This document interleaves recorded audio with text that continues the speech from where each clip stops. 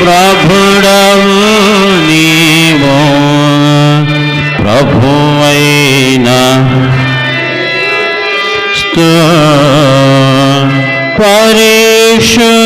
పరిశుద్ధాత్మకు అయినా దేవుని పరిపూర్ణమై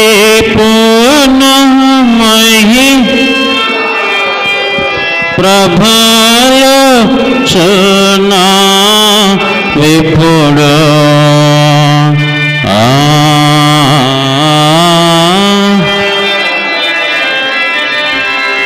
ప్రభువు మీతో నుండుగాక.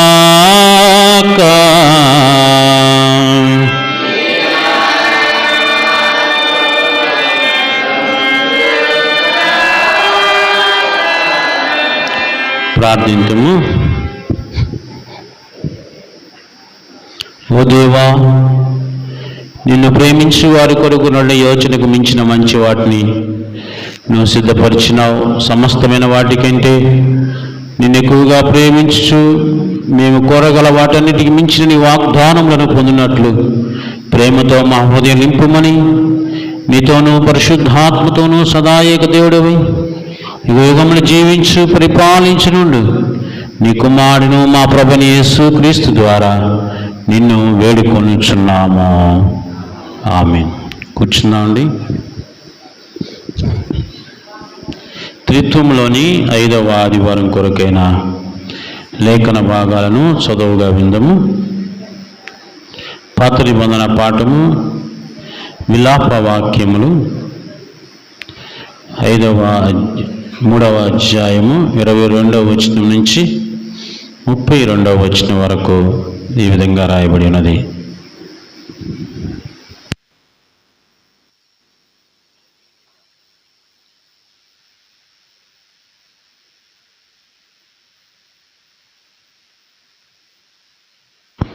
త్రిత్వములోని 5వ ఆదివారం కొరకు ఏర్పాటు చేయబడినటువంటి పాత నిబంధన పాఠ్య భాగము విలాప వాక్యములు 3వ అధ్యాయము 22 నుంచి 32 దాకా ఈ విధంగా రాయబడి ఉన్నది. 22వ వచనం ప్రారంభము. యెహోవా కృపగలవాడు, ఆయన వాత్సల్యత ఎడతెగక నిలుచున్నది గనుక మనము నిర్మూలము కాకున్న వారము. అనుదినము నూతనముగా ఆయనకు వాత్సల్యత పుట్టుచున్నది. నువ్వు ఎంతైనా నమ్మదగిన వాడు. యెహోవా నా భాగమని నేను అనుకొనుచున్నాను. ఆయన యందు నేను నమ్మిక ఉంచుకొనుచున్నాను.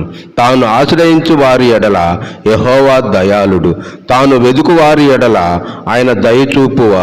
నరులు ఆశ కలిగి యెహోవా అనుగ్రహించు రక్షణ కొరకు ఓపికతో కనిపెట్టుట మంచిది.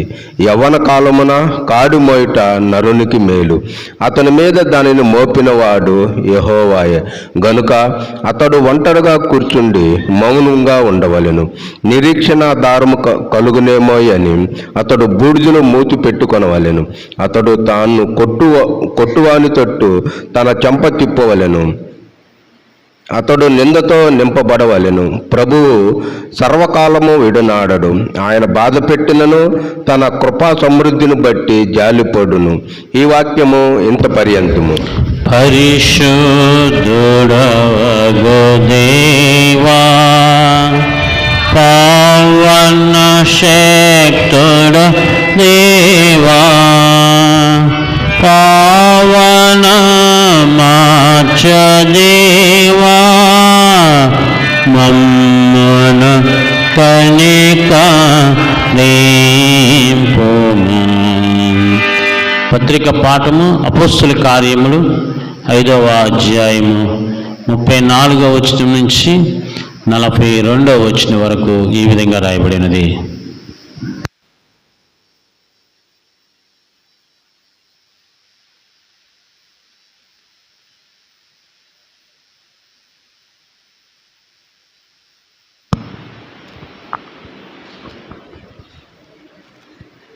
సమస్త ప్రజల వలన ఘనత నొందినవాడును ధర్మశాస్త్రోపదేశకుడునైన గమలీయేలను ఒక పరిసేయుడు మహాసభలో లేచి, ఈ మనుష్యులను కొంతసేపు వెలుపల ఉంచుడని ఆజ్ఞాపించి వారితో ఇట్ల నిన్ను ఇశ్రాయేలీయులారా, ఈ మనుష్యుల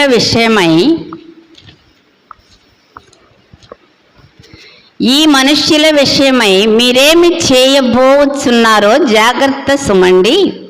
దినములకు మునుపు దోధా లేచి తానొక గొప్పవాడనని చెప్పుకొనెను. ఇంచుమించు 400 మంది మనుష్యులు వానితో కలిసికొనిరి. వాడు చంపబడెను. వానికి లోబడిన వారందరూ చెదరి వ్యర్థులైరి. వానికి తరువాత జనసంఖ్య దినములలో గలిలయుడైన యూదా అను ఒకడు వచ్చి ప్రజలను తనతో కూడా తిరుగుబాటు చేయ ప్రేరేపించెను. వాడు కూడా నశించెను. వానికి లోబడిన వారందరూ చెదరిపోయిరి. కాబట్టి నేను మీతో చెప్పునదేమనగా, ఈ మనుష్యుల జోలికి పోక వారిని విడిచిపెట్టుడి. ఈ ఆలోచన అయినను ఈ కార్యమైనను మనుష్యుల వలన కలిగినదాయన అది వ్యర్థమగును. దేవుని వలన కలిగినదాయన మీరు వారిని వ్యర్థపరచలేరు. మీరొకవేళ దేవునితో పోరాడు వారవుదురు సుమి.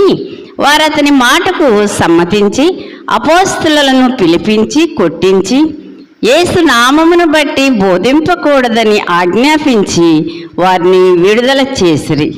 ఆ నామము కొరకు అవమానము పొందుటకు పాత్రులని ఎంచబడినందున వారు సంతోషించుచు మహాసభ ఎదుటి నుండి వెళ్ళిపోయి ప్రతిదినము దేవాలయములోను ఇంటింటను మానక బోధించుచు యేసే క్రీస్తుని ప్రకటించుచుండిరి. ఈ వాక్య భాగం ఇంత పర్యంతము. హల్లెలూయా, హల్లెలూయా, హల్లెలూయా. సువార్త పాఠము పరిశుద్ధ లూకా రాసిన సువార్త 9వ అధ్యాయము 18వ వచనం నుంచి 26వ వచనం వరకు ఈ విధంగా రాయబడినది. ఓ ప్రభువా, నీకు మహిమా కలుగును గాక. తిత్తుము తర్వాత 5వ ఆదివారం కొరకు ఏర్పాటు చేయబడిన సువార్త పాఠము లూకా సువార్త 9వ అధ్యాయము 18వ వచనము నుండి 26వ వచనము వరకు. ఒకప్పుడు ఆయన ఒంటరిగా ప్రార్థన చేయుచుండగా ఆయన శిష్యులు ఆయన యొద్ద ఉండెడి. నేను ఎవడనని జనసమూహములు చెప్పుకొనుచున్నారని ఆయన వారిని అడగగా, వారు బాప్తీసమిచ్చు యోహోననియు, కొందరు ఏలియా అనియు, కొందరు పూర్వకాలపు ప్రవక్త ఒకడు లేచిననియు చెప్పుకొనుచున్నారనిరి. అందుకు ఆయన, మీరైతే నేను ఎవడనని చెప్పుకొనుచున్నారని వారిని అడగగా, పేతురు, నీవు దేవుని క్రీస్తు అనెను. ఆయన ఇది ఎవరితోనూ చెప్పవద్దని వారికి ఖండితముగా ఆజ్ఞాపించి, మనిషి కుమారుడు బహుశ్రమలు పొంది పెద్దల చేతను ప్రధాన యాజకుల చేతను శాస్త్రుల చేతను విసర్జింపబడి చంపబడి 3వ దినమున లేచుట అగత్యమని చెప్పెను. మరియు ఆయన అందరితో ఇట్లనెను, ఎవడైనను నన్ను వెంబడింప కోరిన ఎడల తన్ను తాను ఉపేక్షించుకొని ప్రతి దినము తన సిలువను ఎత్తుకొని నన్ను వెంబడింపవలెను. తన ప్రాణమును రక్షించుకొనగోరువాడు దానిని పోగొట్టుకొనును. నా నిమిత్తమై తన ప్రాణమును పోగొట్టుకునివాడు దాన్ని రక్షించుకొనును. ఒకడు లోకమంతయు సంపాదించి తన్ను తాను పోగొట్టుకునిన ఎడల లేక నష్టపరుచుకునిన ఎడల వానికేమి ప్రయోజనం? నన్ను గూర్చియు నా మాటలను గూర్చియు సిగ్గుపడువాడెవడో వాని గూర్చి మనిషి కుమారుడు తనకును తన తండ్రికిని పరిశుద్ధ దూతలకును కలిగి ఉన్న మహిమతో వచ్చినప్పుడు సిగ్గుపడను. ఈ వాక్యము ఎంత పర్యంతం. ఓ క్రీస్తు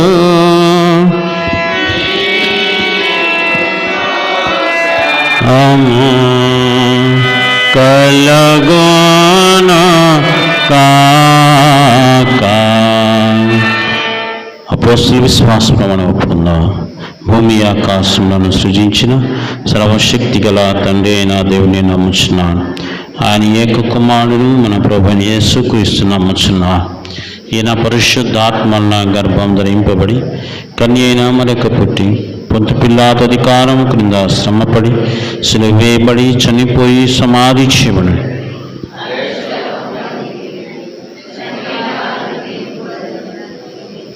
పరలోకముకెక్కి సర్వశక్తి గల తండ్రి అయిన దేవుని కుడి చేతి వైపున కూర్చుని ఉన్నాడని సజీవులకును మృతులకును తీర్పు చేయటకు అక్కడి నుండి వచ్చి నమ్ముచున్నా.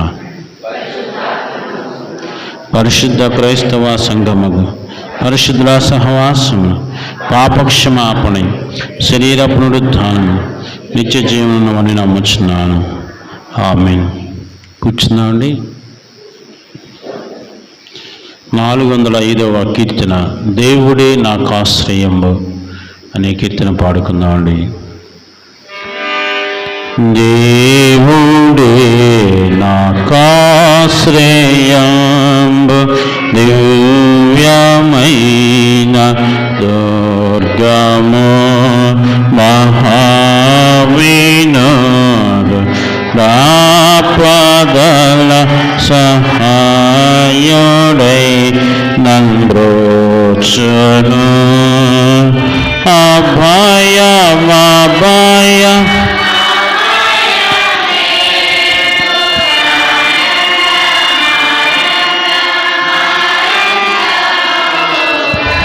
దేవుడే నాకాశ్రయంబు దివ్యమైన దుర్గము పర్వతములు కదలినని మారు పడినను సర్వము ఘోషించుచు నిస్సంద్రము పొంగినను. అభయ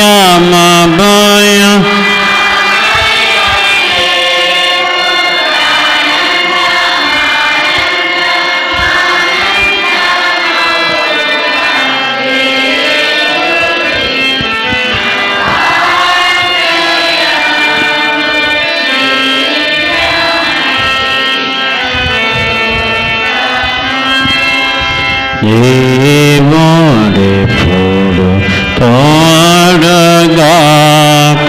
దేశము వదిలోను అతావనందు ప్రజల మిగుల ధన్యులై వసింతురు.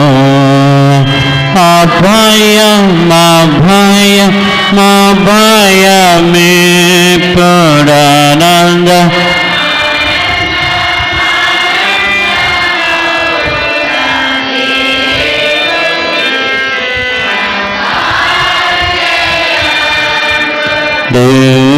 దివ్యమైన దుర్గము.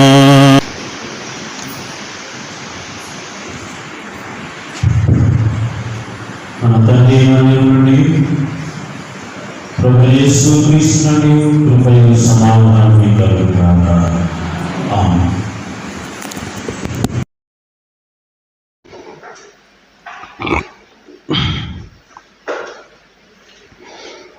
తరలో ఉంచుకున్నట్లయితే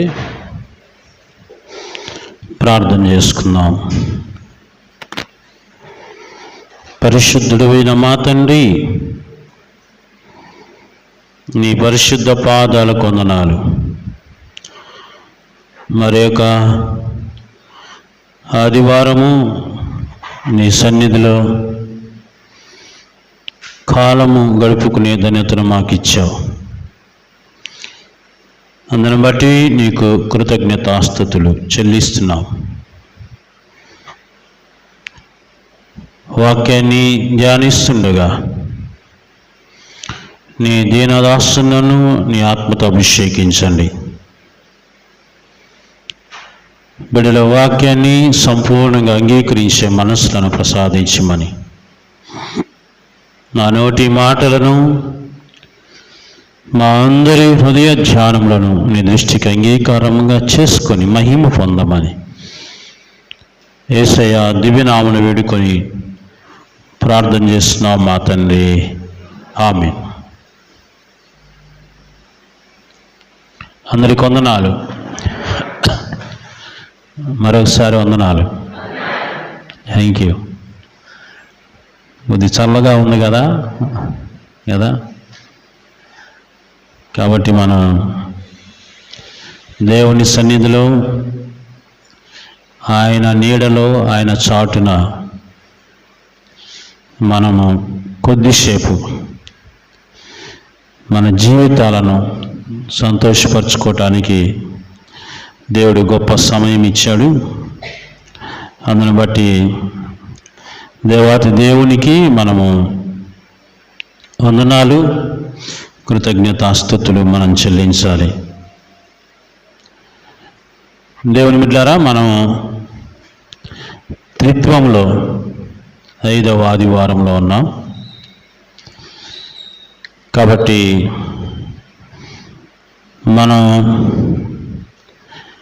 చాలా ప్రాముఖ్యమైన అంశాలను మనం జ్ఞాపకం చేసుకుంటూ ఉన్నాం. ఈరోజు మన అంశము క్రీస్తుని వెంబడించుట.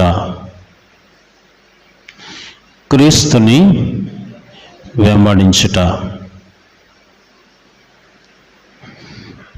మనమంతా జీసస్ ఫాలోవర్స్ కదా, యేసు యొక్క అనుచరులమే.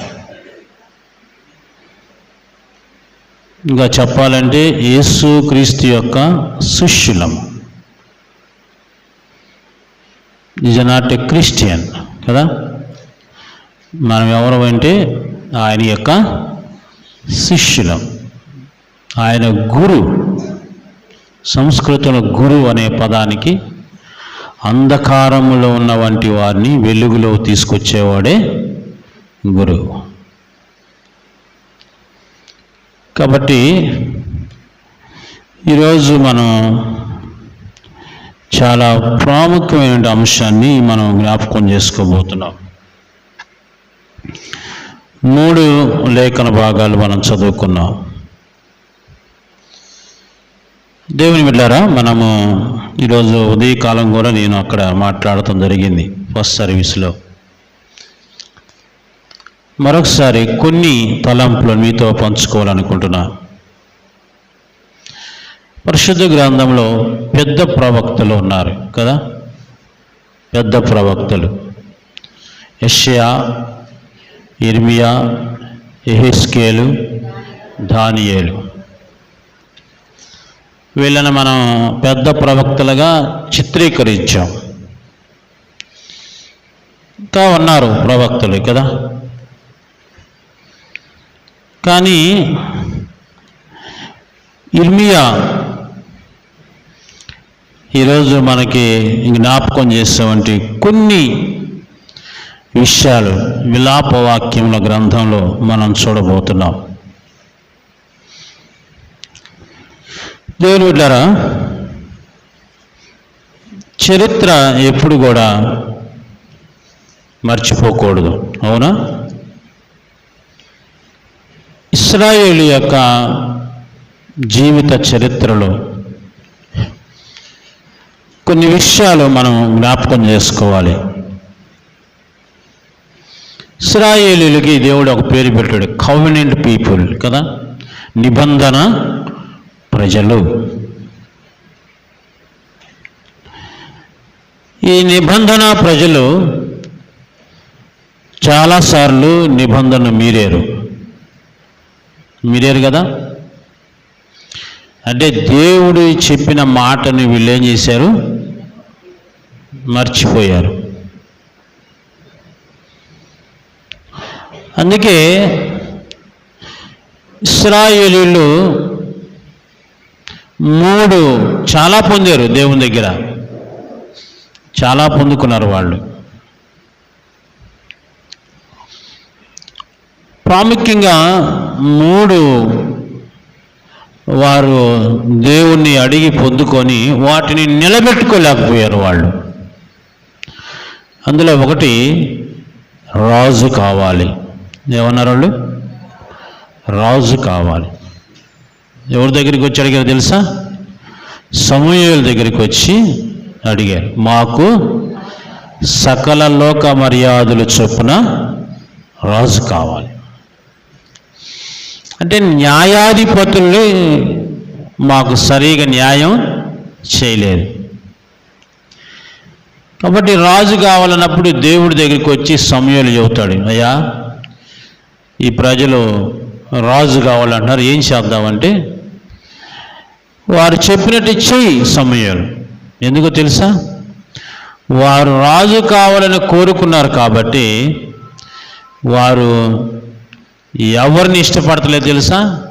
నన్ను ఇష్టపడతల్లా, దేవుణ్ణి వాళ్ళు ఇష్టపడతల్లా. కాబట్టి వాళ్ళు చెప్పినట్టే రాజుని ఇచ్చేయి. బెన్యామీని గోత్రికుడైన వంటి కదా సౌల్ని రాజుగా చేయమంటాడు. ఇశ్రాయేలు చరిత్రలో రాజరిక వ్యవస్థను వాళ్ళంతటా వాళ్ళే ఎస్టాబ్లిష్ చేసుకున్నాడు. ఎవరు కోరుకున్నారు ఇదంతా? దేవుడు చెప్పాలా? ఎవరు కోరుకున్నారు? ఇజ్రాయేలు కోరుకున్నారు.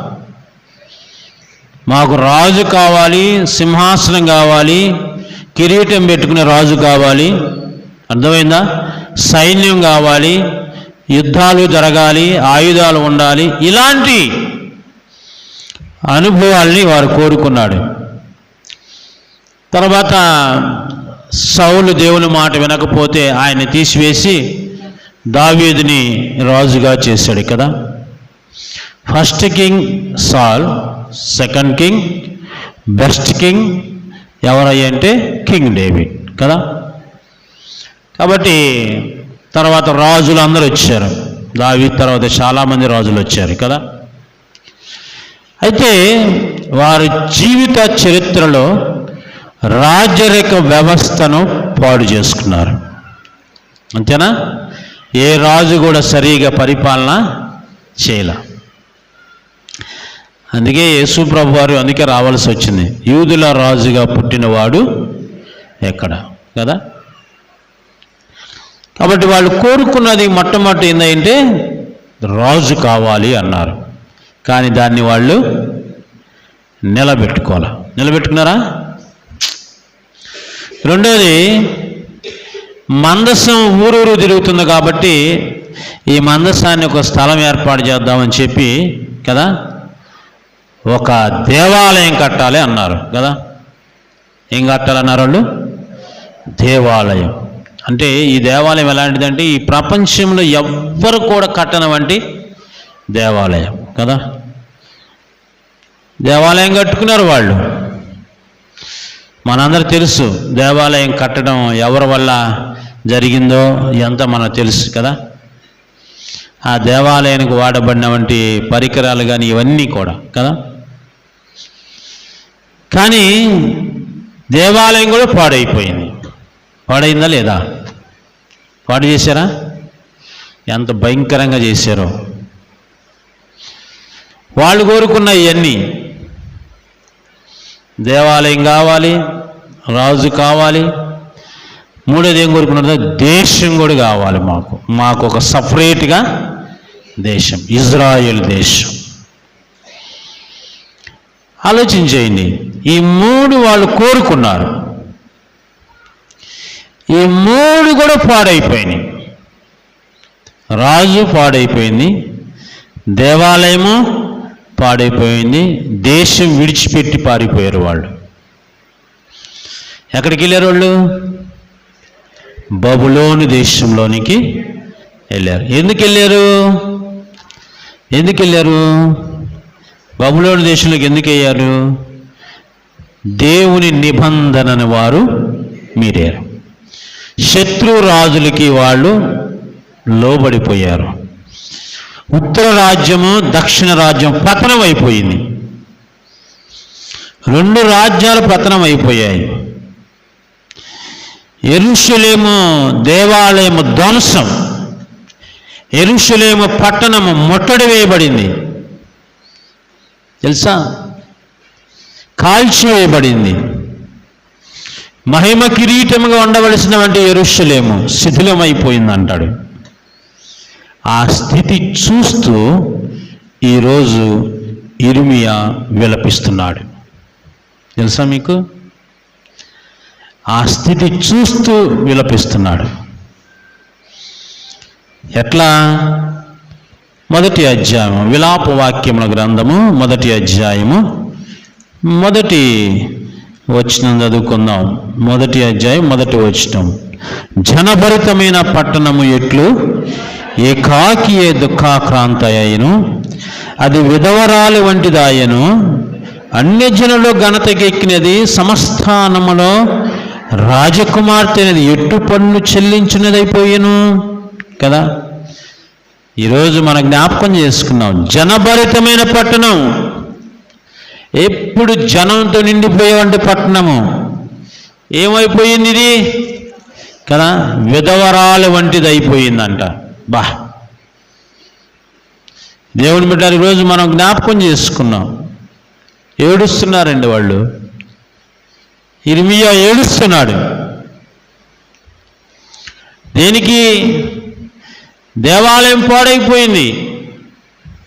మనం కూడా కొన్నిసార్లు కదా మన దేవాలయము, మన సంఘం పాడవుతున్నప్పుడు మనం ఏం చేయాలి చెప్పండి?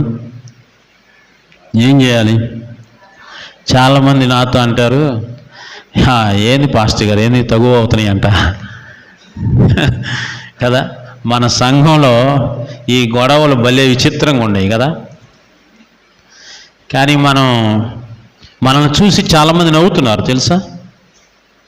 నవ్వుతున్నారు బయట, ఏంద్రా ఈ లోతున్న సంఘంలో ఎప్పుడు ఈ గొడవలు ఏంద్రా అని. అవునా? ఇంకొక మాట చెప్పమంటారా, మనం కూడా కొన్నిసార్లు సిగ్గుపడుతున్నాం.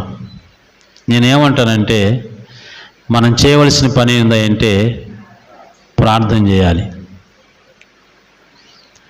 ఇర్మియా ఆ స్థితి చూసి ఏడుస్తూ కన్నీళ్లు గారుస్తాడు. దివారాత్రములు నీ కన్నీళ్ళు, నా కన్నీళ్ళన్నీ కూడా పారతని అంటాడు కదా. అనలేదా ఇర్మియా గ్రంథంలో? ఎంత భయంకరంగా మాట్లాడతాడండి. ఆ స్థితి చూస్తున్నాడు కదా. దేవుడు చేయమన్న పని చేసిన ఇర్మియాకే ఎన్ని కష్టాలు వచ్చేసినాయి. హింసించారు, రోధించారు, చంపేస్తామన్నారు ఇర్మియాని తెలుసా. నువ్వు మాట్లాడితే చంపేస్తావు ఇర్మియా. దేవుని కొరకు హతసాక్షి అయిపోతున్నాడండి. ఈరోజు ఇర్మియా ఏం సందేశం ఇస్తున్నాడు తెలుసా? మీరు తప్పు చేశారు, మీరు శిక్ష అనుభవించిన అంటలా. ఏమంటున్నాడు తెలుసా? విలాప వాక్యముల గ్రంథము 3వ అధ్యాయము, విలాప వాక్యం 3వ అధ్యాయంలో 2వ వచనం. యెహోవా కృపగలవాడు. ఎవరంటేనా? బా, ఎవరంటేనా? కృపగలవాడు.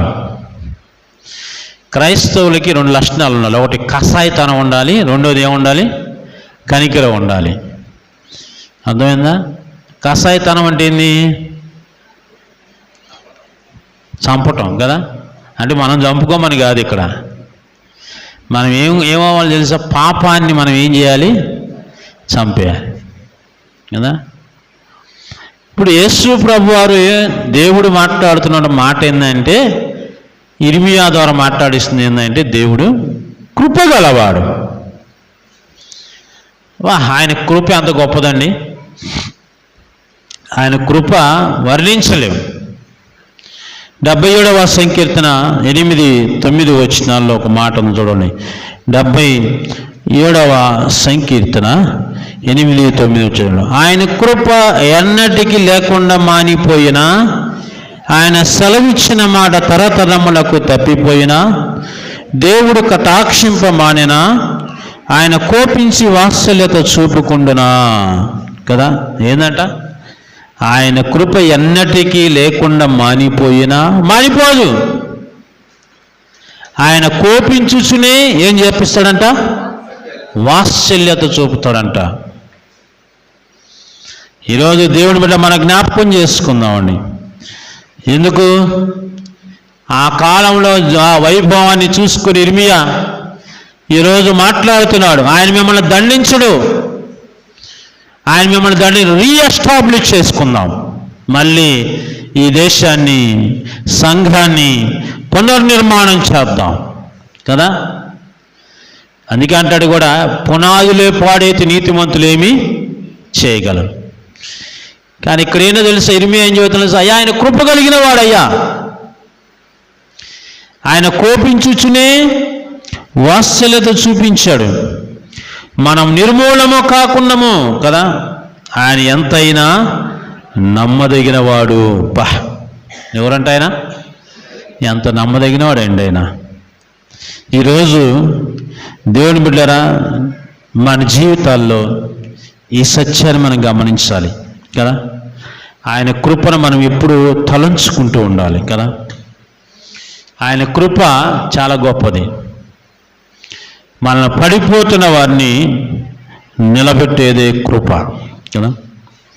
అందుకే ఇర్మియా గ్రంథంలో అంటుంటాడు ఇర్మియా, ఆయన యొక్క కృప, ఆయన మంచితనము కదా, ఆయన యొక్క కనికరాన్ని, దీర్ఘశాంతాన్ని ఈరోజు మనకు తెలియపరుస్తూ ఉన్నాడన్నమాట. కాబట్టి ఈరోజు ఉదయకాలం మనం జ్ఞాపకం చేసుకుందాం. ఆయన ఇర్మియా ఈరోజు భయపడి దూరంగా ఉండలా. ఏం చేస్తున్నాడు తెలుసా? ఆయన ధైర్యంతో ఉండమంటున్నాడు తెలుసా. అందరూ మౌనంగా ప్రార్థన చేయండి, పశ్చాత్తాపడండి, దేవుడు మీకు మరలా నూతన జీవితాలను మీకు ప్రసాదిస్తాడు. అందుకే అంటాడు కూడా, మీరు ఓపిక కలిగి ఉండండి అంటాడు విలాపి వాక్యంలో. ఏమంటాడు? ఓపిక కలిగి ఉండండి.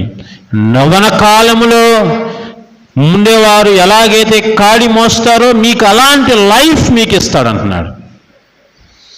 యవన కాలం ఉండేవాళ్ళు ఎట్లా ఉంటారు తెలుసా? చాలా యంగ్గా ఉంటారు. వాళ్ళు కాడిని మోసేటప్పుడు చాలా చక్కగా మోస్తారు కదా. అది మేలు. అలాంటి లైఫ్ మీకు ఇస్తాను అంటున్నాడు కదా దేవుడు. కాబట్టి మీరు ఏం చేయాలంటే ఓపిక కలిగి ఆయన వైపు మీరు తిరగండి. ఓపిక ఉండాలి కదా. దేవుడు చేసే కార్యాలు మనకు అర్థం కావు. ఎందుకు? వాళ్ళ నిబంధన ప్రజలోళ్ళు దేవుడు విడిచిపెట్టాడు కదా. ఈ మధ్య ఒక ఆయన అంటున్నాడు, మీ దేవుడు మంచోడు కాదు పాస్టర్ గారు అన్నాడు. అమ్మ, ఏంది అట్ట అన్నావు ఏందన్న? ఎప్పుడు చూసి నేను బైబిల్ చదివానండి. ఒక బ్రాహ్మణ అంటున్నాడు, నేను బైబిల్ చదివాను పాస్టర్ గారు, 2-3 సార్లు చదివాను. ఎప్పుడు చూసిన ఇశ్రాయేలీలు నా ప్రజలు అంటాడేంది, మేము ఆయన ప్రజలం కాదా అంటున్నాడు కదా. వాళ్ళెవరు నిబంధన ప్రజలు, మనమెవరు నూతన ఇశ్రాయేలు. అంటే వాళ్ళెవరో ఏర్పాటు చేయబడిన వంటి వారు కదా. కానీ మనం ఎవరో తెలుసా? నూతన ఇశ్రాయేలువి. యేసు రక్తంలో కడగబడినటువంటి ఇశ్రాయేలులు మనం. ఈరోజు మనం అందరం కూడా ఆయన మీద నమ్మకం ఉంచుదాం కదా. ఆయన పిలుపును మనం అంగీకరిద్దాం కదా. కాబట్టి దేవుని బిడ్డలారా, ఈరోజు మనం అందరం జ్ఞాపకం చేసుకుందామండి. రెండవ ప్రాముఖ్యమైన మాటను మనం తెలుసుకుంటే, పత్రిక పాఠము మనం జ్ఞాపకం చేసుకుందామండి. పత్రిక పాఠంలో చాలా ప్రాముఖ్యమైనటువంటి మాటలు ఉన్నాయి. అపోస్తుల కార్యముల గ్రంథము కదా.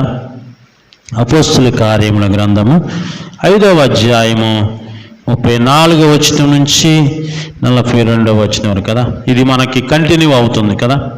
ఈ భాగం కంటిన్యూ అవుతుంది. కుంటివాడిని బాగు చేసిన తర్వాత వచ్చిన సమస్య ఇదంతా, అవునా? ఈ సమస్య కంటిన్యూ అవుతానే ఉంది కదా. పేతురు గారికి, యోహానికి మరలా ఏం చేశాడు తెలుసా? సన్హెడ్రి సభ దగ్గర చేర్చాడు. సన్హెడ్రి సభ అంటే ఏం సభ తెలుసా? ఏం సభ? ఇప్పుడు మనకి భారతదేశంలో హై సభ ఉంది ఒకటి కదా, పెద్దల సభ. అది ఏంటిది? అది రాజ్యసభ కదా, ఎగువ సభ అంటారు దాన్ని కదా. అక్కడ గొప్ప గొప్ప జ్ఞానవంతులు ఉంటారు కదా. కానీ ఇక్కడ సన్హెడ్రి సభ అంతా ఫేమస్ అన్నమాట.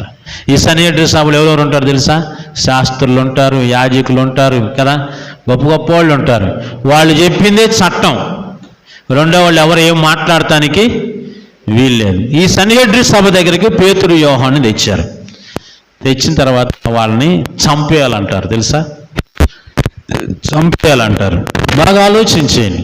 ప్రియమైన దేవుని బిడ్డలారా, ఈరోజు నేనేం చెబుతానంటే, సువార్తను ప్రకటిస్తే చంపాలా?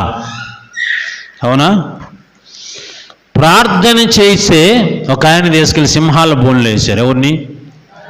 దానియేలుని సింహాల బోన్లు వేశారు ప్రార్థన చేస్తే.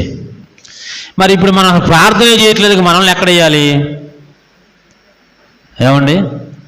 ప్రార్థన చేస్తేనే సింహాల బోన్లు వేస్తారా? మరి ఈరోజు అసలుకి సువార్తను చెప్పినందుకే కొట్టాలా? సువార్తను చెబితే తీసుకెళ్ళి చెరసాలు వేస్తారా? సువార్త చెప్పాలంటే గవర్నమెంట్ పర్మిషన్ కావాలా? ఈ రోజుల్లో ఇప్పుడు మనం చూస్తున్నాం కదా, ఎక్కడైతే సువార్త చెబుతున్నారో కొడుతున్నారు కొన్ని కదా. మనం చూసి ఈశాన్య రాష్ట్రాల్లో కదా, ఈశాన్య రాష్ట్రాల్లో కానీ నార్త్ ఇండియాలో కానీ భయంకరంగా కొడుతున్నారు. తెలుసా మీకు? ఏం చెబితే? సువార్తను చెబితే కదా. వీళ్ళు ఏమంటారు తెలుసా? ఎందుకు సువార్త చెప్పారు మీరు? ఈ సువార్త వల్ల ఒకరి వల్ల 5,000 మంది మీ వెనకాలే వస్తున్నారు, మీ మాటలే వింటున్నారు, మా మాటలే వింటలేదు. అందుకే సన్నిహద్ర సభ దగ్గర తీసుకొచ్చారు. తెలుసా? ఈరోజు సువార్తకి విలువ లేకుండా పోయిందండి. ఉందా? ఈరోజు దేవుని బిడ్డ మనం అందరం జ్ఞాపకం చేసుకుందామండి. ఈరోజు సువార్త అంటే మనకు లెక్క లేకుండా పోయింది. మంచి వార్త సువార్త. డిఎల్ మూడి అయిన ఒక ఆయన ఒక వీధిలో సువార్త చెబుతానికి వచ్చాను, అందరూ రండి అని చెప్పి పిలుస్తున్నాడంట. ఆ వీధిలో నిలబడి వాక్యం చెబుతూ ఉన్నాడంట. వాక్యం చెప్పబోతుంటే ఒక ఆయన అన్నాడంట, ఏమయ్యావు నీ పని ఏది నువ్వు చూసుకొని పో అన్నాడంట. అండ్ డిఎల్ మూడి గొప్పవాడు కదా, చాలా తెలియగలిగినాడు. నా పని ఇదేనయ్యా, సువార్త పనేనయ్యా అన్నాడంట. ఏంటిది నా పని? సువార్త పని కదా. ఈరోజు మనం సువార్త చెప్పాలండి. సువార్తను మనం ఎక్కడైనా చెప్పవచ్చు. ఇంట్లో చెప్పొచ్చు, వీధిలో చెప్పొచ్చు, బస్సులో చెప్పొచ్చు. అవునా? ఈరోజు మనం ఎక్కడైనా సువార్త చెప్పొచ్చు. కానీ వీళ్ళు సువార్త చెప్పినందుకు ఏం చేశారంటే వీళ్ళని చెరసాల్లో వేయటానికి ప్లాన్ చేశారు. అంత మాత్రమే కాదు, వీళ్ళని చంపాలనుకున్నారు. ఈ సమయంలో ఏం జరిగిందో తెలుసా? వెంటనే గమాలేలు ఎంటర్ అయిపోయాడు. ఎవరితను? గమాలేలు. గమాలేలు అంటే ఎవరో తెలుసా? హిల్లేలు యొక్క మనవడు అన్నమాట ఇతను. ధర్మశాస్త్రములో నిష్ఠాగరిష్ట కలిగిన వాడు. పౌలు నేర్చుకున్నవంటి బోధ వాళ్ళ గురువు గారు, పౌలు యొక్క గురువు గారు గమాలేలు పాదాల దగ్గర కూర్చొని బోధ నేర్చుకున్నవాడు పౌలు అన్నమాట. ఈయనొచ్చి ఏమన్నాడు తెలుసా? వాళ్ళందరితో ఏమన్నాడు తెలుసా? గమాలేలు వాళ్ళతో చెప్పింది తెలుసా? మీరు తప్పు చేస్తున్నారు, దేవుని సువార్త విషయం మీరు తప్పు చేస్తున్నారు. కాబట్టి వాళ్ళు చేసేది సువార్తని మీరు ఎందుకు ఆటంకపరుస్తున్నారు? ఒకసారి ఇట్లానే చేశారు. దూదా అనేవాడిని చేశారు, వాడిని చంపేశారు, వాడి జనాంగం పారిపోయారు, చెదిరిపోయారు కదా. ఇప్పుడు కూడా మళ్ళీ మీరు ఇదే పని చేస్తే మనం అంతా చెదిరిపోతాం. మీరెవరు కూడా సువార్తకి మీరు ఆటంకం చెప్పవద్దు. దేవుని బిడ్డలారా, ఈరోజు మనం జ్ఞాపకం చేసుకున్నాం, సువార్తకు ఆటంకం అన్యులు కాదు, మనమే తయారైపోతున్నాం కదా. ఈరోజు అవుతున్నామా? ఈరోజు మనం అందరం జ్ఞాపకం చేసుకుందామండి. సువార్తను ప్రకటిస్తేనే వాళ్ళు చెరసాల్లో వేస్తున్నారు కదా. బాగా ఆలోచించండి, కంపేర్ చేయండి, వాక్యాలు మనం కంపేర్ చేసుకోవాలి. ఇక్కడేమన్నా ఇర్మియా వాళ్ళకి దేవుని మాట చెబితే చంపేస్తామన్నారు. దేవుడు చెప్పిన మాట ఏంది? కృప కలిగిన వాడయ్యా, మీరంతా మరలా రండి, తిరిగి ఎస్టాబ్లిష్ చేసుకుందాం, తిరిగి మనం రీకన్స్ట్రక్షన్ మొదలు పెడదాం. ఇక్కడేమన్నా యేసుక్రీస్తు యొక్క పునరుద్ధానాన్ని గురించి వాళ్ళు జ్ఞాపకం చేస్తే వాళ్ళని చంపడానికి సిద్ధపడ్డారన్నమాట సన్నిహద్రి సభలో ఉన్నవారు. దేవుని బిడ్డలు ఆలోచించేయండి. అందుకే ఈరోజు మనం చదవబడినటువంటి సువార్త పాఠంలో లూకాసు వార్త 9వ అధ్యాయము మనం జ్ఞాపకం చేసుకున్నాం కదా. లూకాసు వార్త 9వ అధ్యాయంలో మనం జ్ఞాపకం చేసుకుంటే 18వ వచనం నుంచి కదా. లూకాసు వార్త 9వ అధ్యాయం 18వ వచనం నుంచి 26 వరకు మనం చదువుకున్నాం కదా. ఏమన్నాడు తెలుసా? ప్రజలు నన్ను గూర్చి ఏమనుకుంటున్నారు, నేను ఎవడినని జనసమూహము చెప్పుకొనుచున్నది. ఎవరు అడిగారు ఈ మాట చెప్పండి? ఎవరు? ప్రభు అయిన యేసుక్రీస్తు వారు ఒక ప్రశ్న అడిగాడు, నేను ఎవరినని చెప్పుకొనుచున్నారు కదా. కొంతమంది బాప్తిస్మిచ్చి యోహానని, కొంతమంది ఏలియా అని, కొంతమంది ప్రవక్త అని రకరకాలుగా సర్టిఫై చేస్తున్నారు. కానీ మీరేమనుకుంటారంటే నువ్వు సజీవుడివైన క్రీస్తు దేవునివి కదా.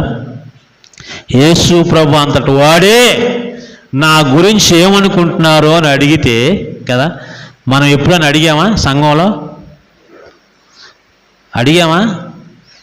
నేనైతే అడుగుతానండి, నా గురించి ఏమనుకుంటున్నారు చెప్పండి అని. మన గురించి ఎప్పుడు మనం గొప్పగా చెప్పుకుంటాం కదా, చెప్పుకోమా? మన గురించి, మన పిల్లల గురించి, మన ఫ్యామిలీ గురించి గొప్ప చెప్పుకుంటాం. కానీ ప్రజలేమనుకుంటున్నారు? అవునండి, మనకున్న ఒక అలవాటు ఏంది తెలుసా? మనల్ని ఎవరైనా బాగా ఉబ్బితే మనం ఎక్కడికి ఎక్కుతాం? ఎక్కడో వెళ్ళిపోతాం కదా. అవునా? గాలిపటం ఎంత దూరం వెళ్ళిద్ది? గాలిపటం ఎగరేస్తే ఎక్కడికో వెళ్ళిద్ది, తెగితే. ఇప్పుడు మనం కూడా అట్లాంటి వాళ్ళమే కదా. చాలామంది ఈరోజు ప్రశంసలకి పొంగిపోతాం మనం. అదే ఏదైనా మనల్ని డిస్కరేజ్ చేసేయడానికి ఏం చేస్తాం మనం కదా? బాధపడిపోతామండి. అసలు మన గురించి మనం ఎన్నో అనుకుంటాం, కానీ ఇతరులు మన గురించి ఏమనుకుంటున్నారు? యేసు ప్రభు అంతటోడే ఈరోజు ప్రశ్నించాడు కదా. మనం కూడా ఆలోచించేద్దాం. యేసు ప్రభు వారి గురించి ఆ మాట చెప్పిన తర్వాత పేతురుతో ఈరోజు చెప్తున్న మాట ఏందో తెలుసా? ఈ మాట ఎవ్వరితోనూ చెప్పొద్దు కదా అని శ్రమల గురించి మాట్లాడాడు. ఏం చేస్తున్నాడంట? ఆయన శ్రమలు, మరణాన్ని, పునరుద్ధానాన్ని గురించి మాట్లాడాడు కదా. మొట్టమొదటిసారి పరిశుద్ధ గ్రంథంలో శ్రమలు, సిలువ, పునరుద్ధానాన్ని గురించి మాట్లాడింది ఇక్కడే. ఫిలిప్పుదైన కైసరేకు వచ్చిన తర్వాత మాట్లాడాడు. ఈరోజు దేవుని బిడ్డలారా, అంటే ఆయన ఏం చెబుతున్నాడో తెలుసా? నేను శ్రమలు పొందుతాను, మరణిస్తాను. మీరు కూడా శ్రమలు పడాలి, మీరు కూడా చనిపోవాల్సిందే. మీకు శ్రమలు వస్తాయి. లాస్ట్ సండే మనం చెప్పుకున్నాం మనం. మీరు లోకానికి ఏమవుతారంట? ఏమన్నారు? ఉప్పై ఉన్నారు కదా. లోకానికి ఏమన్నారంటే మీరు బంగారం అన్నారా మిమ్మల్ని కదా. మీరు లోకానికి బంగారము, వెండి అంటే అసలు మీరు మాట అంటారు కదా. మన లోకానికి ఉప్పు, లోకానికి వెలుగు కదా. ఉప్పులాగా మన జీవితాలు ఉండాలి, వెలుగులాగా ఉండాలి మన జీవితం. కొండ మీద ఉన్న పట్టణం ఎలాగ ఉండదు కదా. అందుకే దాని ముందు ఒక మాట అంటాడు. ఏమంటాడు తెలుసా? నా నిమిత్తము జనులు మిమ్మల్ని నిందించి, హింసించి, మీ మీద చెడ్డ మాట పలికినప్పుడల్లా మీరేమవుతారంటాడు? ధన్యులు అవుతారంటాడు. ఈరోజు కూడా మనం జ్ఞాపకం చేసుకుందామండి ప్రియమైన దేవుని బిడ్డలారా. మన గురించి నిందలు వస్తాయి, శ్రమలు వస్తాయి, బాధలు వస్తాయి, అవసరమే చంపేస్తారు మనల్ని. శ్రమలు రావని దేవుడు మనకి ఎప్పుడు చెప్పలా. ఇదంతా కూడా ఈరోజు గులాబీ పాన్పు కాదు కదా, ముళ్ళ పాన్పు కదా. ఎప్పుడైనా గులాబీ చెట్టును పట్టుకున్నప్పుడు ఆ పువ్వును కోసుకునేటప్పుడు మనకి ఎన్ని ముళ్ళు గుచ్చుకుంటాయండి? గుచ్చుకుంటాయా లేవా? గులాబీ పువ్వు ఊరకన పువ్వు వచ్చింది అనుకుంటున్నారా? ఏమవుతుంది దాన్ని పట్టుకున్నప్పుడు? ముళ్ళు గుచ్చుకుంటాయి కదా మనకి. క్రైస్తవ జీవితం కూడా అలాంటిదే. క్రైస్తవ జీవితం అదే. శ్రమలు వస్తాయి, నాలాగా శ్రమలు వస్తాయి, నాలాగా మీరు చచ్చిపోవాలి. అందుకే ఏమంటాడు తెలుసా? వాళ్ళతో జ్ఞాపకం చేసుకున్నారు. అందుకే శిష్యులుగా మీరు పిలువబడ్డారు కాబట్టి మీకు ఏం జరగబోతుంది, మీరు ఏం చేయాలి తెలుసా? లూకాసు వార్త 9వ అధ్యాయం మనం జ్ఞాపకం చేసుకుంటే, లూకాసు వార్త 9వ అధ్యాయము 23వ వచనం మనం జ్ఞాపకం చేసుకున్నామండి. మరియు ఆయన అందరితో ఇట్లను, ఎవడైనను నన్ను వెంబడింపగోరిన ఎడల తన్ను తాను ఉపేక్షించుకోవాలి. ఏమవ్వాలంట? తన్ను తాను ఏమవ్వాలంట? ఉపేక్షించుకోవాలి అంట. ఎంత మంచి మాట అండి. ఈరోజు మనం అందరం కూడా జ్ఞాపకం చేసుకుందామండి. ఉపేక్షించడం అంటే తను వెంబడింపగోరి ముందు ఏం చేయాలంట? ఆయన వెంబడించేవాళ్ళు ఏమవ్వాలంట? ఉపేక్షించుకోవాలి. అంటే ఏంటి తెలుసా? నీ కోరికలు, నీ ఇష్టాలు, నీ ఉద్దేశాలు, నీ సొంత సుఖాలు కానీ, నీ సొంత ఆలోచనలు అన్నీ కూడా ఏం చేయాలంట? విడిచిపెట్టాలి. ఇంకో మాట చెప్పమంటారా?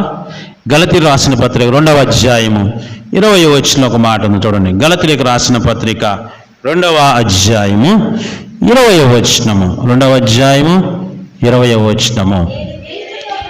నేను క్రీస్తుతో కూడా సిలువేయబడినాను, ఇకను జీవించువాడను నేను కాదు కదా. ఏంటంటే ఉపేక్షించుకోవడం అంటే అర్థమైంది తెలుసా కదా. ఉపేక్షించుకోవడం అర్థమైంది, నేను అనేది చచ్చిపోవాలి,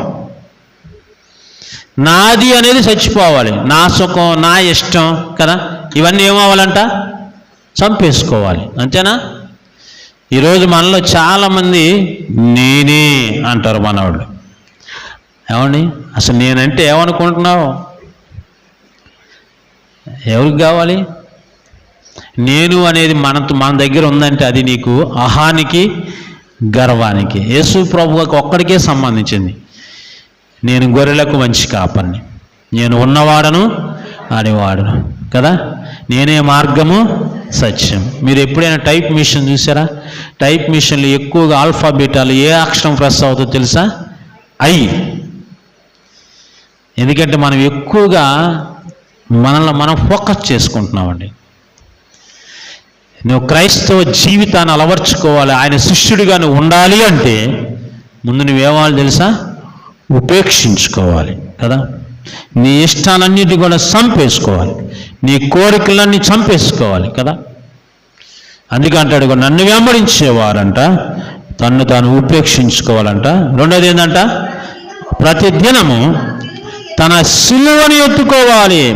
సిలువ ప్రస్తావన తీసుకొచ్చాడు. మొట్టమొదటి సిలువ శిక్షను అమలుపరిచింది ఎవరో తెలుసా? కలిపెట్టింది పర్షియన్లు, అమలుపరిచింది రోమియోలు కదా. ఒకటి నిలువ ఒకటి అడ్డకొయ్యి మీద కట్టేస్తారు, లేకపోతే మేకులతో కొట్టేస్తారు, సిలువ దగ్గర తీసుకెళ్తారు కదా. తీసుకెళ్ళిన తర్వాత ఆయన్ని ఆ సిలువకు వేస్తారు కదా. ఈరోజు ఏమంటాడు తెలుసా? మీరు నన్ను వెంబడించడం ఉపేక్షించుకోవటమే కాదు, ఏమవ్వాలంట, మీ సిలువని ఎత్తుకోవాలి. ఏ సిలువ? ఏ సిలువ అండి? మీ సిలువ మీకు ఉంటుంది, నా సిలువ నాకు ఉంటుంది కదా. అవునండి. సిలువను మోయటువంటి చాలా తేలిక అనుకుంటున్నారు మనవాడు కదా, చాలా తేలిక అనుకుంటున్నారు. మన 40 దినాలు చాలామంది ఉపవాసాలు ఉంటున్నారు కదా. ఉపవాసం ఉండి ఏమంటారు తెలుసా? అబ్బో పాస్టర్ గారు మేము ఉపవాసం ఉండి 40 రోజులు అంటారు కదా. అదేంటంటే మేము అసలు ఈ 40 రోజుల్లో మేమేం చేయమండి అంటారు, తర్వాత మాత్రం చేస్తారంట. అంటే మన సిలువ ఏంటంటే తాత్కాలికమైంది కదా. అవునా? 2 రోజులు 3 రోజులు మోసే సిలువే, అంతేనా? ఇప్పుడు మనం అందరం కూడా ముళ్ళ కిరీటం పెట్టిన ఒక సిలువ ఉందనుకోండి, పూలతో ఉన్న ఒక సిలువ ఉందనుకోండి, నార్మల్గా ఉన్న ఒక సిలువ ఉందనుకోండి, ఏం కోరుకుంటాం మనం? నార్మల్గా ఉన్నదే కోరుకుంటాం. అవునా? ముళ్ళ కిరీటం పెట్టిన సిలువ కోరుకోం కదా. నేనేమంటానంటే ఈరోజు సిలువ లేకపోతే నీకు కిరీటం లేదు. నువ్వు సిలువను మోయాలి కదా, నీ సిలువను మోస్తూ ఉండాలి కదా. ఈరోజు దేవుని బిడ్డలు మనం జ్ఞాపకం చేసుకున్నాం. ఈ సిలువ క్రైస్తవులకి, ఈరోజు క్రైస్తవ సంఘానికి, క్రైస్తవ కుటుంబాలకి ఒక గుర్తుగా నిలబడిపోయిందండి. ఈరోజు అదే అంటే, నన్ను వెంబడించేవారు తన సిలువను ఎత్తుకోవాలి, తన సిలువను ఎత్తుకోవాలి. కాబట్టి ఈరోజు మనమందరం కూడా జ్ఞాపకం చేసుకున్నామండి. ఆయన మార్గం ఎలాంటిదో తెలుసా? ఆయన మార్గము సిలువ మార్గం, శ్రమల మార్గం. ఆయన మార్గంలో మనం ప్రయాణం చేయాలి. సిలువ లేకపోతే మనకు పరలోకం కూడా లేదండి. ఈరోజు తాత్కాలికంగా మనం కొద్దిసేపు సిలువను మోస్తున్నామేమో, లేదు, లైఫ్ లాంగ్ ఆ సిలువను మనం మోస్తూ ఉండాలి అనేది మీకు నేను జ్ఞాపకం చేస్తూ ఉన్నాను. ఇంకొక మాట ఏమంటాడో తెలుసా? ఆయన వెంబడించేటప్పుడు అంట, చూడండి జ్ఞాపకం చేస్తున్నాడు తెలుసా? చూడండి 24వ వచనం, తన ప్రాణమును రక్షించుకునేవాడు దాన్ని పోగొట్టుకుంటాడు. ఏందంట? ఇర్మియాని చంపేస్తామన్నారు, పేతురు యోహాన్ని సన్నిధి సభలో చంపేయబోయారు. ఇప్పుడు మనకేందో తెలుసా? మనకేందంట? తన ప్రాణం కూడా పోగొట్టుకోవాలంట. ఎవరైనా చేస్తాం ఈ పని? ఎవరైనా చేస్తామా? ఈరోజు ప్రియమైన దేవుని బిడ్డలారా, ప్రాణాన్ని కాపాడుకోవటం కాదు, మనం క్రీస్తు సువార్త కొరకు, క్రీస్తు నిమిత్తం ప్రాణము పోగొట్టుకున్న వారు ధన్యులు. అదే చెప్పాడు లాస్ట్ సండే, నా నిమిత్తము జనులు మిమ్మల్ని నిందించి హింసించినలా మీ మీద చెడ్డ మాటలు పలికినప్పుడు మీరు ఏమవుతారంట? ధన్యులు అంట. చనిపోకపోతే, గోధుమ గింజ భూమిలో పడి చావకపోతే అది ఈరోజు మొలకెత్తది కదా. ఈరోజు క్రీస్తు కొరకు చనిపోయిన వారి యొక్క రక్తము క్రైస్తవ సంఘం యొక్క పునాదుల్లో ఉండిపోయింది. వాళ్ళు చనిపోబట్టే ఈరోజు మనకు వాళ్ళు పెట్టిన భిక్ష మనం అనుభవిస్తున్నాం. అంతేనా? ఇదేదో మనకు సొంత కష్టపడి మనం చేసుకునేది కాదు. ఇది సంఘం ఎవరిదో తెలిసింది? ఎవరిది? క్రీస్తు రక్తము ద్వారా సంపాదించిన సంఘం. ఈ క్రైస్తవ సంఘంలో మనం తెలుసుకోవాల్సింది ఏంటంటే ఆయన నిమిత్తం మనం చనిపోతాం కదా. చనిపోతారు కూడా. ఎంతమంది చనిపోయారండి? చనిపోలేదా? గొప్ప గొప్ప గొప్ప గొప్ప వ్యక్తులు కదా. మృగాల మధ్య సేవ చేశాడు ఒక ఆయన, తెలుసా మీకు? మృగాల మధ్య డేవిడ్ లివింగ్స్టన్ అని ఆయన కదా. మృగాల మధ్య సేవ, భయంకరంగా చంపేశారు ఆయన్ని. ఏమండి? వాళ్ళ భార్య అయినా అక్కడికి వెళ్ళి సేవ చేసింది వాళ్ళ మధ్యలే కదా. క్రూరమైన మృగాల మధ్య కదా, నరమాంస భక్షకుల మధ్యకి వెళ్ళి సేవ చేసిందా. ఆమె కూడా అట్లానే కృషించి ఆమె అట్లా చనిపోయింది. ఎంతమంది అండి క్రీస్తు సువార్త కొరకు.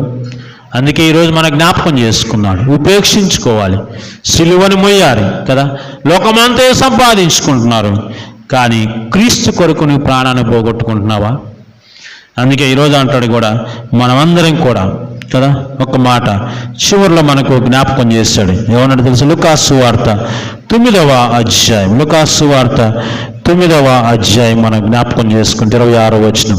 నన్ను గురించి కదా, నా మాటల గురించి సిగ్గుపాడివాడెవడో మనుష్య కుమారుడు తనకును తండ్రికిని పరిశుద్ధతలు కలిగిన మహిమతో వచ్చినప్పుడు సిగ్గుపడను కదా.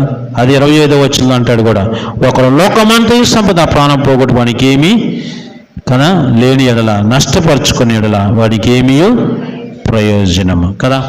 ఈరోజు మనం ప్రాణము పోతుంది, కానీ ఆత్మను మనం నష్టపరచుకోకూడదు కదా. దేవుని బిడ్డలారా, ఈరోజు మనం జ్ఞాపకం చేసుకున్నాం, ఆత్మ అన్నిటికంటే విలువైనది కదా. నిత్య జీవానికి మనం వారసులు అవుదామండి. ఈ లోకంలో మనం ఏమీ సంపాదించలేమండి కదా. సంపాదించిందంతా విడిచిపెడతాం కదా. సంపాదించిందంటే ఏమవుతాం? విడిచిపెడతాం. ఏమి సంపాదించుకుని ఏమి ప్రయోజనము? కానీ మనం ఏమి అక్కడ స్వతంత్రించుకు మన ఆత్మను కాపాడుకుందాం, నిత్య జీవాన్ని స్వతంత్రించుకుందాం కదా. చనిపోయినప్పుడు కూడా మనం పాటలు పాడుతూ ఉంటాం, పరదేశులము ప్రియులార మన పురం ఇది కాదు ఇప్పుడు కదా. ఎట్లు వచ్చి మీలోకి అట్లు వెళ్ళిపోతాం, ధనధాన్యములు తరిగిపోతాయి కదా. అన్నీ పోతాయి, మేడల మిద్దెలు పాడిపోతాయి, కానీ ఇది ఒక్కటే మాత్రమే అక్కడ ఉంటుంది కదా. ఈరోజు మనం అందరం కూడా ఆ నిత్య జీవానికి వారసులు అవటానికి సిద్ధపడదాం. అలాంటి జీవితాన్ని కలిగి ఉండటానికి పరిశుద్ధ ఆత్మదేవుడు మనకు సహాయం దయచేయను గాక. ఆమెను సమస్త జ్ఞానానికి మించిన దేవుని సమాధానం యేసుక్రీస్తు వల్ల మీ తలంపులకు కావలి ఉండును గాక. ఆమేన్. దేవా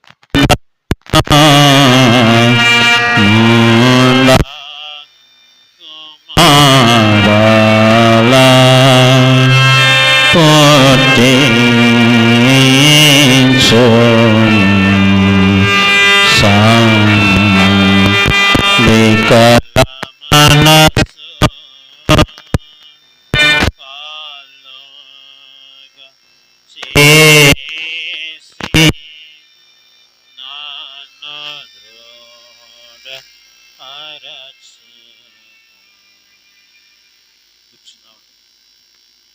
దేవుడి చేసిన మేళ్ళని తలంచుకుంటూ కృతజ్ఞత మొక్కుబడి దశమ భాగం తీసుకొచ్చిన వారు ముందుకొచ్చి సమర్పించవలసింది మనం చేస్తున్నాం. కృతజ్ఞత అర్పణ తీసుకొచ్చిన వారు ముందుకొచ్చి సమర్పించవలసిందిగా మనం చేస్తున్నాం.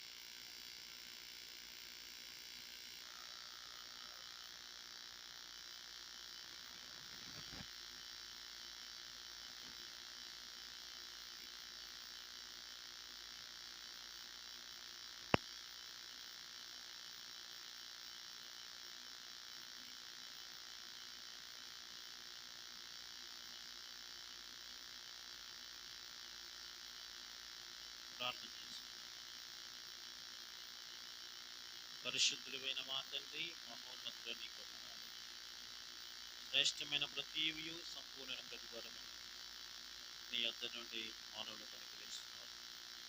నీ సన్నిధిలో నిలబడి నువ్వు చేసిన ఉపకారములకు ఏమి చెల్లించాలని పిల్లలు ఆలోచన చేసుకుని ప్రభావ సమర్పించిన ఈ కానుకలను గైకొన్న ప్రభావ అర్పణను అంగీకరించండి. ప్రభు ఈ సమయంలో వారి పట్ల నేను చేసిన కార్యం ఎంతో భీకరమైన ప్రభు. కాబట్టి నీ కార్యాలు మర్చిపోలేదు. నీకు కృతజ్ఞతాస్తుతులు చెల్లిస్తున్నారు ప్రభు. సంఘం ఎదుట యాజకుడి సమక్షంలో సమర్పించాలని వాక్యంలో జ్ఞాపకం చేశాను. కాబట్టి వీళ్ళ పట్ల నీ కృప చూపించండి, నీ ప్రేమను చూపించండి ప్రభు. రాబో దినాలలో ప్రభా శాంతి సమాధానంతో దయచేయండి. వారి ఉద్యోగాలు, వారి సమస్త కార్యాల్లో నేను తోడేయండి, నడిపించిన ప్రభా. మునుపటి కంటే అధికమైన మేళ్లతో ప్రభా తృప్తిపరచండి. ఏమి తక్కువ కాకుండా చేయండి ప్రభా. కుటుంబాలు ప్రభా నీ అంత విశ్వాసం భయభక్తులతో కలిగి జీవించడానికి సిద్ధపరచమని నీ కృపాక్షేమాన్ని నువ్వు అనుగ్రహించి ఘనత ప్రభావాలు కలిగి చేయమని యేసు దివ్య నామమున వేడుకొని ప్రార్థన చేస్తున్నాము. ఆమేన్.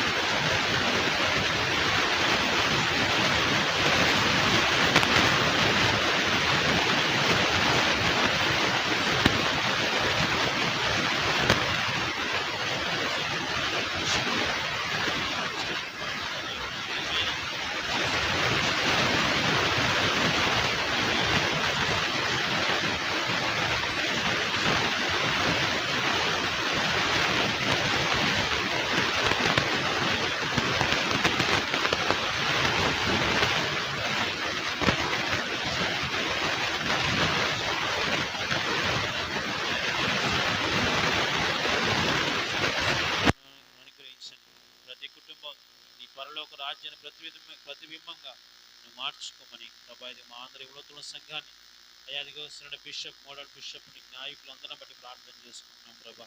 అందరూ సమాధానంగా సంఘ క్షేమాభివృద్ధి కొరకు జీవించబడే భాగ్యం అనుగ్రహించమని సమస్త మహిమ ఘనత ప్రభావాలు పొందుకుంటూ మమ్మల్ని మేము తగ్గించుకుంటూ నిర్చించుకుంటూ యేసు దివ్యనామమును వేడుకొని ప్రార్థన చేస్తున్నావు మా తండ్రి. ఆమేన్. పరలోకమందున్న మా తండ్రి, నామము పరిశుద్ధపరచబడుగాక.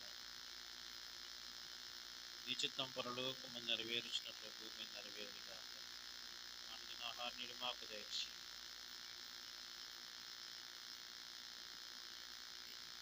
శోధనలో తేక దుష్టుని తప్పించి శక్తి మహిమ నిరంతరం నీవై ఉన్నావు.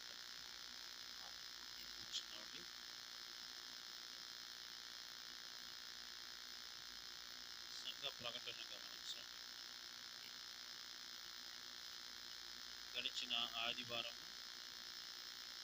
దేవాలయంలో సమర్పించిన కానుకలు 7,590 రూపాయలు. 7,590 రూపాయలు. సాయంత్రం 5 గంటలకు సండే స్కూల్ జరుగుతుంది. వర్షం వచ్చినందువల్ల సండే స్కూల్ సాయంకాలం ఏర్పాటు చేస్తున్నారు. పిల్లలందరూ కూడా సాయంకాలం 5 గంటలకు సండే స్కూల్కి హాజరు కావాల్సిందిగా మనం చేస్తున్నాం. ప్రతి శుక్రవారము సాయంత్రం 6:30 గంటలకు స్త్రీల సమాజం జరుగుతుంది. స్త్రీలందరూ కూడా పాల్గొనవలసిందిగా మనం చేస్తున్నాం. ఈ సమయంలో కీర్తిశేషులు శ్రీ గూడూరి రవి కుమార్ జ్ఞాపకార్థంగా వారి కుటుంబ సభ్యులు పలహారం ఇచ్చారు. వారి ముందుకు వస్తే వారు ప్రార్థించారు.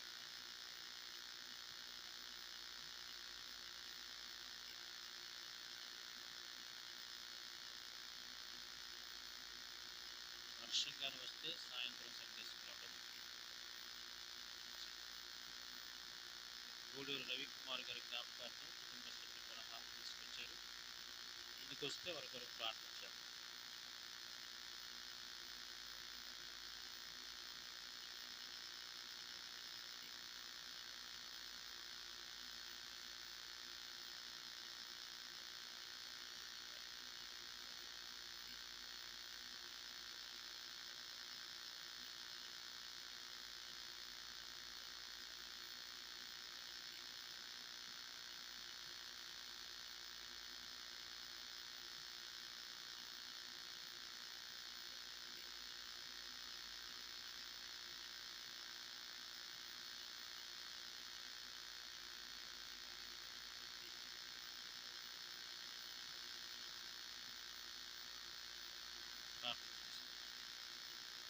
పరిశుద్ధుడమైన మా తండ్రి వందనాలు.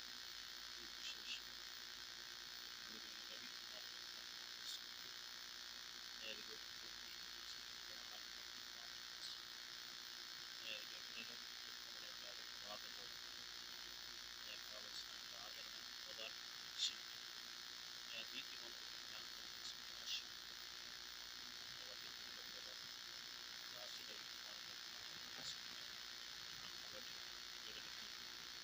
తోడుగా ఉంటుంది. తల్లి ఆదరించినప్పుడు నేను ఆదరిస్తున్నాను.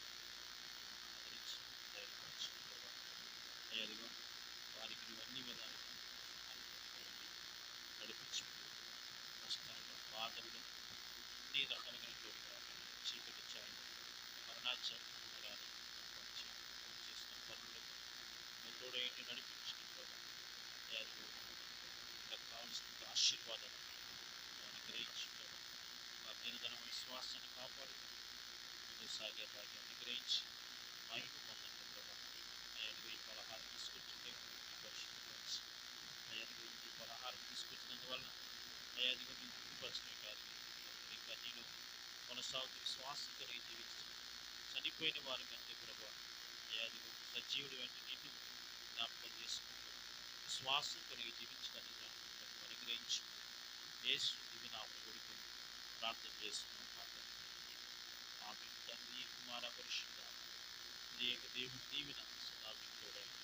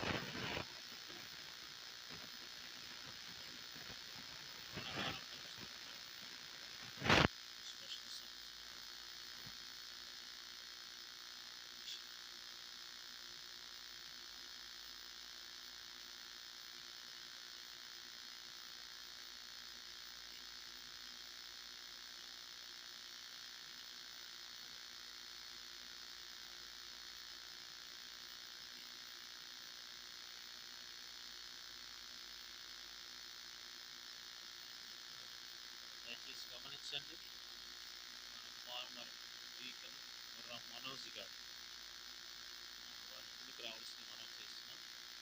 వారు మొన్న ఇక్కడ మనకు అందుబాటు లేదు, ఈరోజు వారు వచ్చి ఉన్నారు కాబట్టి వారికి సంఘపక్షాన్ని సన్మానంతో దయచేసి మన డీకన్స్ వారిని సన్మానిస్తారని మనం చేస్తున్నాం.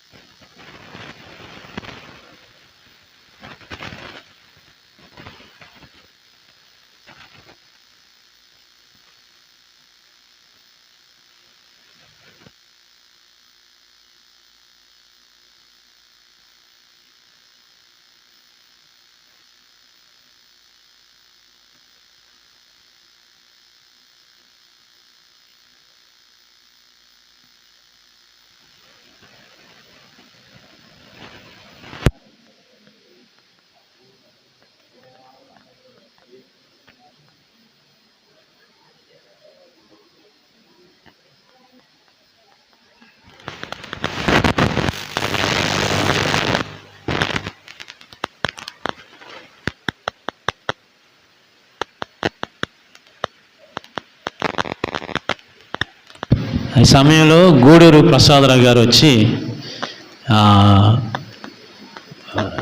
2 నిమిషాలు మాట్లాడాలని కోరుకుంటున్నారు. అదేమిటో డీకన్స్ వారికి చెప్పారు, నేను చెప్పలేదు. ప్రసాదరావు గారు వచ్చి 2 నిమిషాలు మాట్లాడతారు.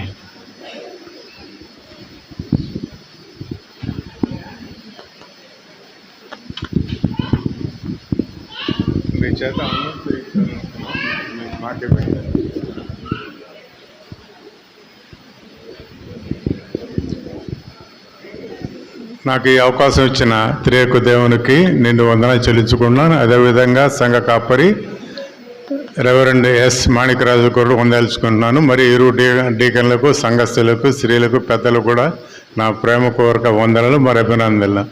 నేను 7th April, first week April అనుకుంటాను, ఆ రోజు నా మనసులో ఏమున్నదని మీ అందరి ముందు చెప్పుకున్నాను. ఏంటంటే మనకు 40 years సిల్వర్ జూబ్లీ సెలబ్రేషన్ మనం చేసుకున్నాం. చక్కగా ఆహ్లాదకరమైన వాతావరణం, భోజనాలు చేసాం, చాలా సొంతం. ఇందరికి సంఘస్థులు, స్త్రీలు అందరూ కూడా సహకరించి అది నేను చెప్పుకున్న కాన్సెప్ట్ అంటే 40 years జ్ఞాపకార్థంగా మన సంఘస్థ చరిత్ర వచ్చేసి సామాన్య రూపంలో తీసుకురావాలనే ఆలోచనతో నేను అది ఆ రోజు నేను అనౌన్స్ చేశాను. ఆ విధంగా మనల్ని వదిలి వెళ్ళిపోయిన వాళ్ళు మహిమ ప్రవేశం చేశారు 1960 నుంచి టిల్ డేట్ వరకు వారందరి ఫోటోలు సేకరించి బుక్లెట్ రూపంలో, సామాన్య రూపంలో అందులో తీసుకురావాలని చెప్పి నేను అనుకున్నాను. అదేవిధంగా ఆ లిస్టు తయారు చేసి డీకన్లకు అందించాను. నోటీస్ బోర్డులో కూడా డిస్ప్లే చేయమన్నాను. అఫ్కోర్స్ ఇక చేస్తానే అనుకోండి. రేపు 1వ తారీఖు నుంచి అన్ని వీళ్ళు దర్శించి వాళ్ళ దగ్గర ఉన్న పూర్వకాలపు ఫోటోలు సేకరించాలని మేము ఆశపడుతున్నాం. ఈ విషయంగా దీని గురించి చర్చించేందుకు నేను సంఘ డీకన్లని, మాజీ డీకన్లని, ఎల్సిసి మెంబర్లని, స్త్రీలని, పెద్దలను ఈ ఆహ్వానంతరం ఒక 15 నిమిషాలు ఇక్కడ కూర్చుంటే మనం ఏ విధంగా ముందుకెళ్ళాలనేది మీరు సూచిస్తారు, మరియు మాకు సహకరిస్తారని ఆశిస్తూ నాకు ఈ అవకాశం ఇచ్చిన సంఘ కాపరి గారికి నేను వందనాలు చెల్లించుకోండి. Thank you very much. ఒకటి మర్చిపోయాను చెప్పడం, నేను తీసుకున్న నిర్ణయం కాన్సెప్ట్ మంచిదా కాదా మీరందరూ చెప్పండి. ఎస్ ఆర్ నో, ఒకే మాట, మంచిదా కాదా? నేను అన్ని రకాలుగా ఇక్కడ టౌన్లో ఉన్న చర్చిలో ఉన్న సావనీరు తయారు చేసి చూశాను. ఆ సావనీరులో నాకు తృప్తి అనిపించాయి. ఎందుకంటే వెస్ట్ ప్యారిస్ కానీ నార్త్ ప్యారిస్ కానీ వాటిలో పలు విధమైన 10 నుంచి 12 సంఘాలు దాకా ఉన్నాయి. అందువల్ల వారికి వీలు కాదు. మనది ఒకటే 100 నుంచి 150 లోపు గృహాలు ఉంటాయి. చెప్పుకుంటే నిజంగా 125 ఉంటాయి. అంతకంటే తక్కువ కూడా ఉంచాం. వాళ్ళ ఫోటోలు సేకరించడం కష్టం కాదు.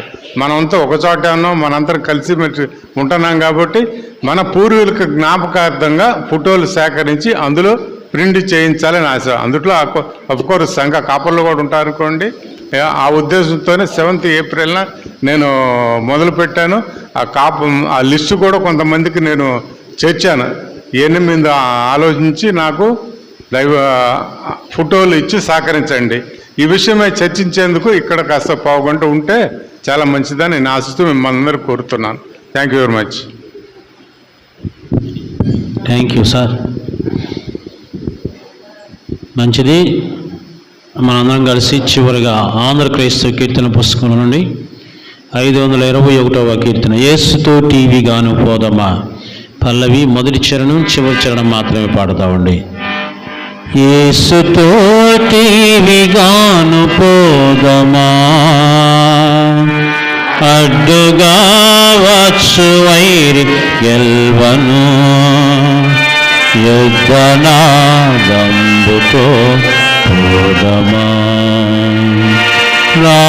రాజు సైన్యమందు చేరను, ఆ రాజు దివ్య సేవ చేయను. రాజు సైన్యమందు చేరను, ఆ రాజు దివ్య సేవ చేయను. యేసురాజు మందుగా భుజము పట్టి నడువగా, యేసుతో టీవీగాను వెడలను.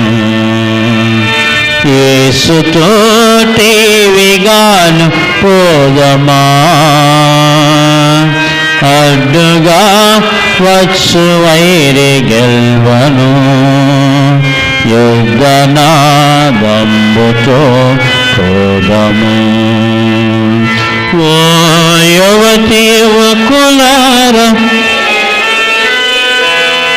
శ్రీ యేసురాజు వార్త చాటుడి. ఓ యువతి యువకులార చేరుడి, శ్రీ యేసురాజు వార్త చాటుడి. లోకమంత ఏకమై యేసునాథు గల్వను, సాధనం ఎవరు నీవు నీవేగా. యేసుతో టీవీగాను పోదమా, అడ్డుగా వచ్చు వై గెల్వను, యుద్ధనాదంబుతో పోదమా. ప్రభు నిన్ను ఆశీర్వదించి నిన్ను కాపాడుగాక. ప్రభు నీకు తన సన్నిధి ప్రకాశింపజేసి నిన్ను కరుణించునుగాక. ప్రభు మనందరి మీద తన సన్నిధి కాదుదయింపచేసి మనకు సమాధానము కలుగు చేయనుగాక.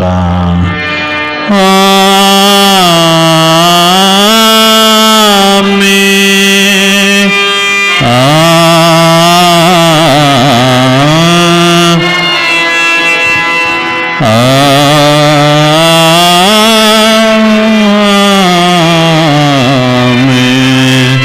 ప్రభువా మమ్మును దీవించి పంపుమని కృప నందించి, అభినందనములు చేకొనుమా. విభవము మహిమ నత కీర్తి, యుగ యుగములకు నీకగుతన్, యుగ యుగములకు నీకగుతన్. క్రైస్తవ మైత్రిని సంగములో విస్తరణము చేయగనిము.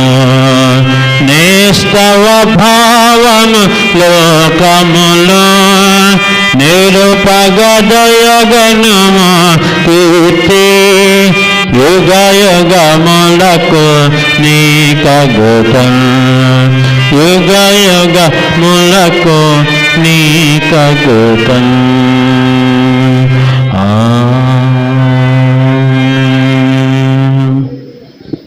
అందరికీ వందనాలు.